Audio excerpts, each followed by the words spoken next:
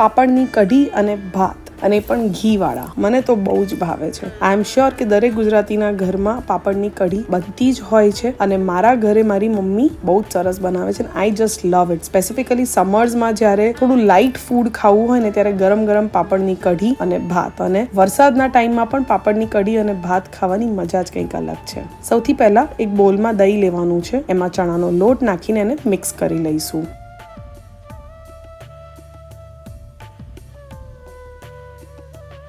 પછી એની અંદર પાણી એડ કરીશું. પહેલા દહીં અને ચણાના લોટને મિક્સ કરવાથી ચણાના લોટના જે ગઠ્ઠા હોય ને એ બધા જ જતા રહેશે. હવે ફાઇનલી તડકા કરીશું, જેના માટે તેલ લઈશું, રાઈ લઈશું, જીરું, હિંગ, ઘણો બધો મીઠો લીમડો, ઝીણા સમારેલા લીલા મરચા, આદુ.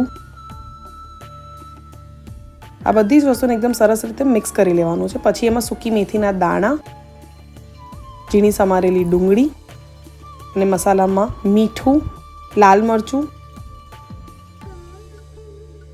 ધાણા જીરું નાખીને બધી જ વસ્તુઓને એકદમ સરસ સોતે કરીશું. તમે ઈચ્છો તો ડુંગળી અવોઇડ પણ કરી શકો છો, પણ મારી મમ્મી ઘણીવાર ડુંગળી નાખે છે. તો બસ હવે ફાઇનલી આની અંદર જે દહીંનું મિક્સર બનાવ્યું હતું, એટલે કે જે છાશ બનાવી હતી, એ એડ કરીશું અને પાપડ એડ કરીશું. પાપડ તમે કોઈ બી લઈ શકો છો, મગની દાળના, અડદની દાળના, તમારા ઘરમાં જે પણ અવેલેબલ હોય. તો બસ હવે ધીમા ગેસ પર કઢીને એકદમ સરસ ઉકળવા દેવાની છે. જેટલી વધારે કઢી ઉકળશે એટલો જ એનો જે ટેસ્ટ છે ને એ વધારે સરસ આવશે.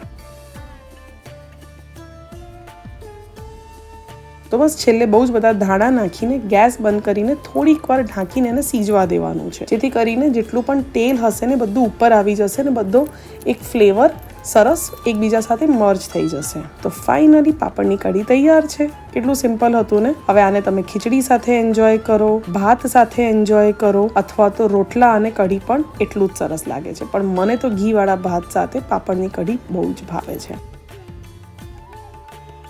તમને આ રેસીપી કેવી લાગી મને જરૂરથી કમેન્ટ બોક્સમાં બતાવજો, અને તમારા ઘરે પણ આ કઢી બનતી હોય તો એનો સ્વાદ કેવો હોય છે એ પણ મને કહેજો. એન્જોય.